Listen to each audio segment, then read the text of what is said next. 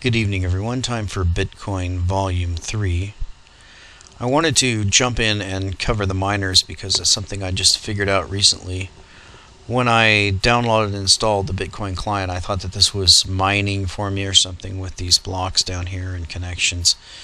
This is actually just verifying the two coins I have here that DaVinci and another viewer sent me. So this isn't how you actually mine coins. So I'm going to take you to a site that has a client that you can download. It's called GUI Miner, and you just click on the link and save the file, and it's going to scan it and be done here in a second. You save it to your desktop, and when you go to your desktop, you just double click this file and run it. It'll extract the files, and you'll get a folder called GUI Miner.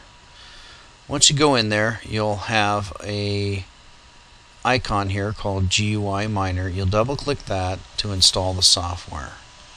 Now, I already have it installed, and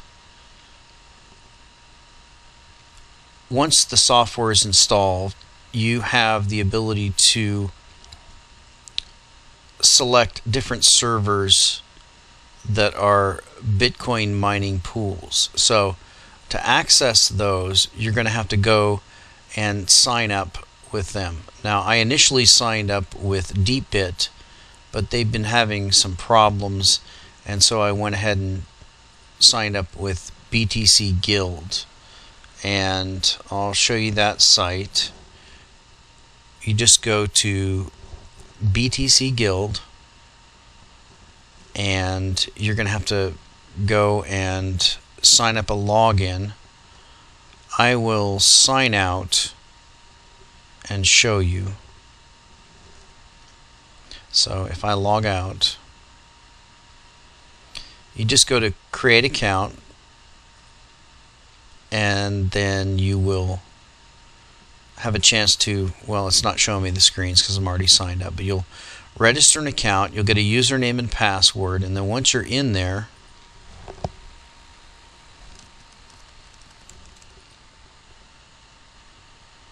actually I'm already there, so I'll just log in. Once you're there, you're going to put in your wallet address, and there's some other verification things you have to do. Once you sign up, you'll put your email in, and then it will send it to you, and you have to authenticate.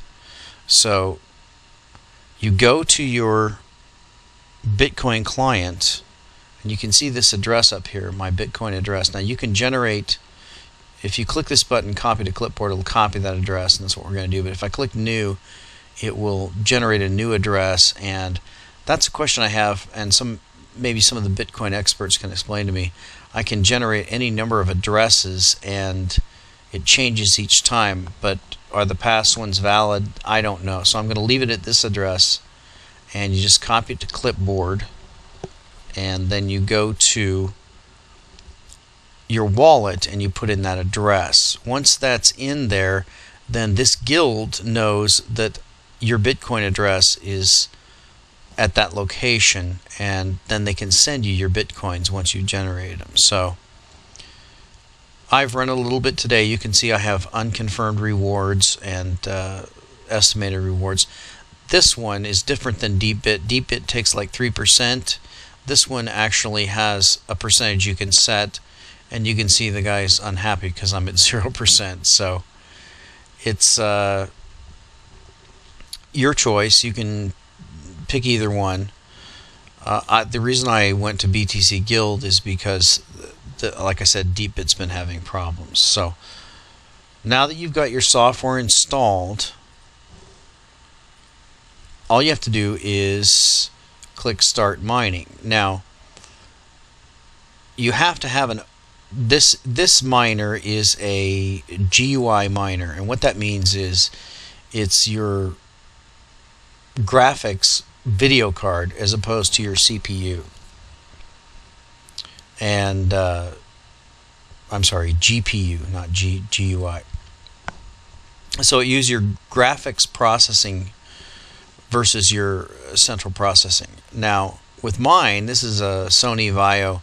It has a GeForce GT 330M 1 gig onboard video card. Actually, when I first did this, I didn't have what's called any OpenCL devices, and it uses OpenCL. So I actually had to go to NVIDIA and get the latest drivers for this GeForce card. Once I did that, then all of a sudden this device appeared in this window. So you may have similar problems. That's something you're just going to have to work out with the type of computer you have.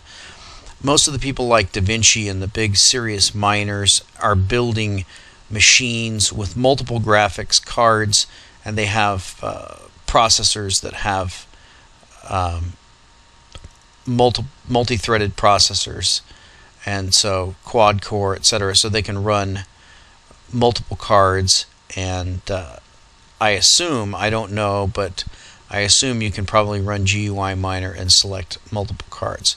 With mine, it's just this GeForce 330M. So all you have to do once you've got that, you go back to the page and you have to actually add a miner. And I don't see that link here, but this is the name of the miner that I set up, and that's the link that needs to go in there.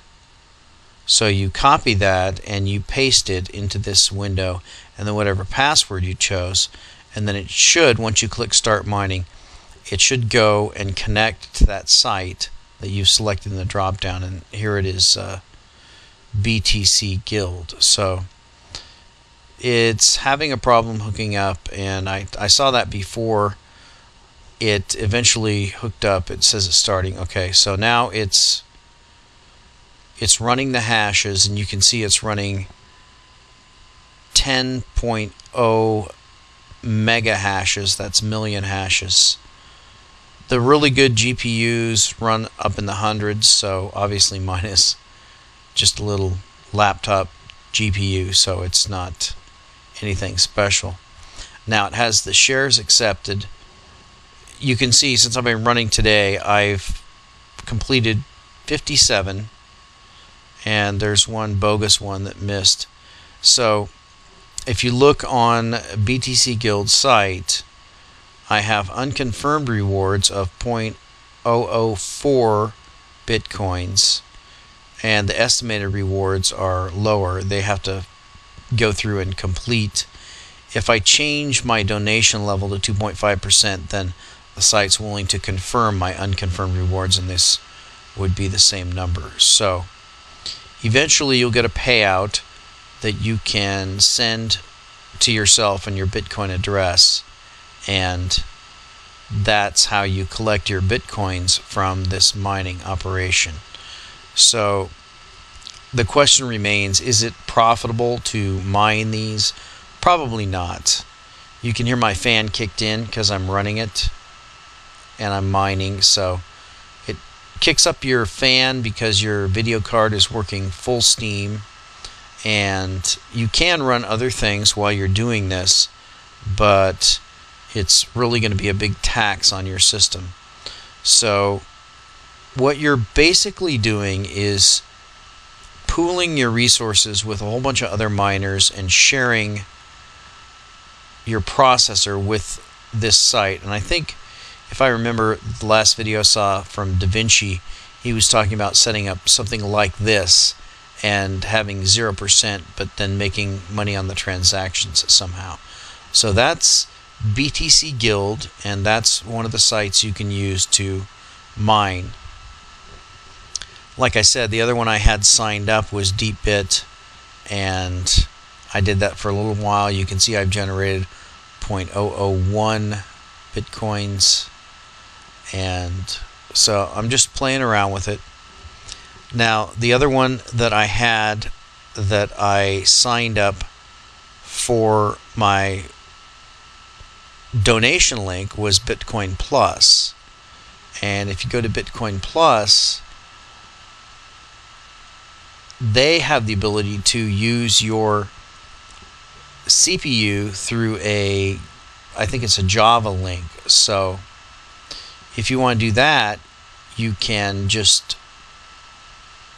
go to this site and then you click start generating. It'll just start the calculations.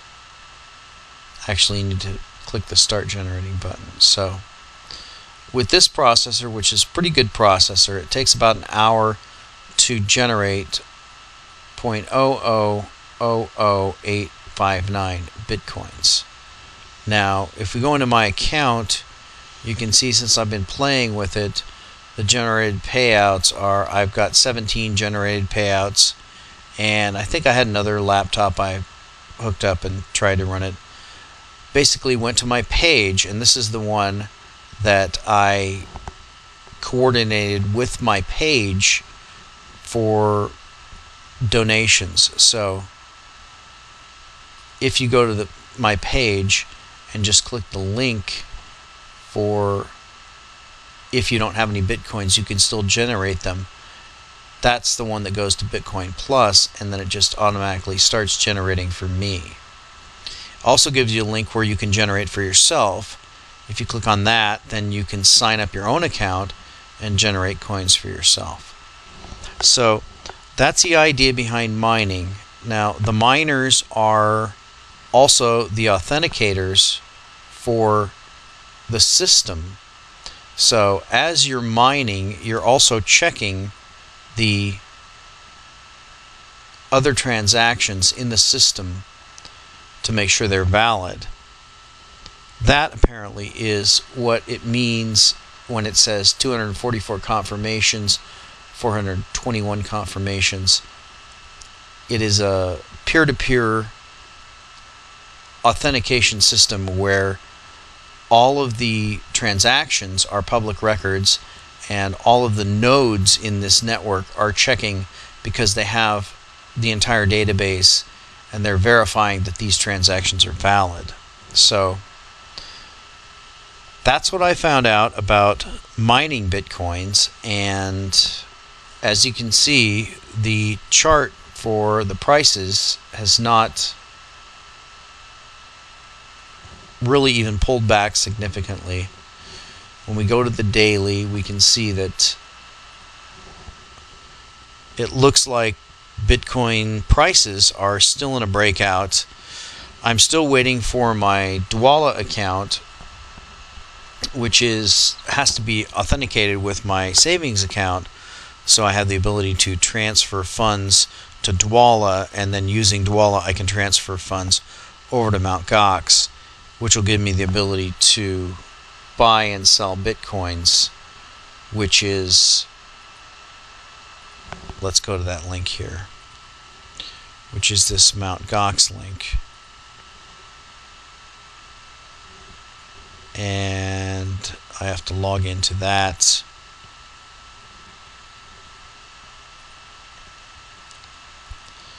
And once I'm into that, you can see I have the ability to buy bitcoins with cash.